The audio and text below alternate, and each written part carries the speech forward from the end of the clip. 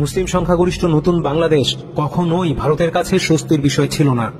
আরো সুনির্দিষ্টভাবে বললে, ভারতের লক্ষ্য ছিল মুসলিম ভাবাপন্ন নতুন ভূখণ্ডটির জনগণকে ইসলাম থেকে দূরে সরিয়ে রাখা।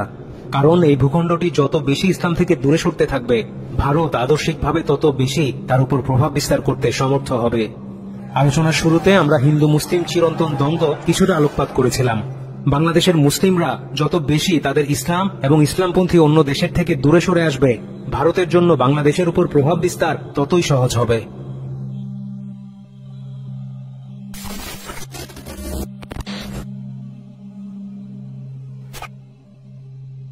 1970 সালে আওয়ামী লীগের নির্বাচনের ইশতেহারে শেখ মুজিব বলেছিলেন, কোরআন সুন্নাহ বিরোধী কোনো আইন করা হবে না, ইসলাম বিপন্ন করা হয় এমন কিছুই তার সরকার করবে না।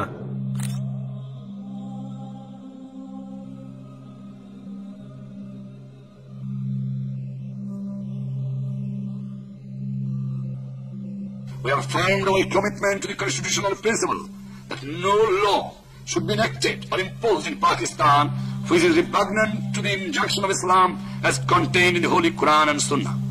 নিশ্চিতভাবেই শেখ মুজিব মুসলিম সংখ্যাগরিষ্ঠ বাংলাদেশে রাজনৈতিক পরিভাষা ব্যবহার করে হলেও ইসলামকে গুরুত্ব দিয়েছিলেন।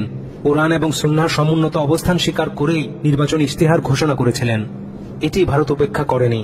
প্রথম সুযোগ পাওয়া মাত্র তারা এমনকি নামমাত্র ইসলামের উল্লেখও সরিয়ে দিল এবং ইন্দিরা গান্ধী 6 ডিসেম্বর ভারতীয় সংসদে বলেন, মাননীয় সদস্যগণ, আপনারা জেনে খুশি হবেন যে বাংলাদেশের নেতৃবর্গ ইতিমধ্যে গণতন্ত্র, সমাজতন্ত্র ও ধর্মনিরপেক্ষতাকে রাষ্ট্রীয় আদর্শ হিসেবে গ্রহণ করেছেন এবং এই প্রেক্ষিতেই তাদের স্বীকৃতি দেওয়া হয়েছে।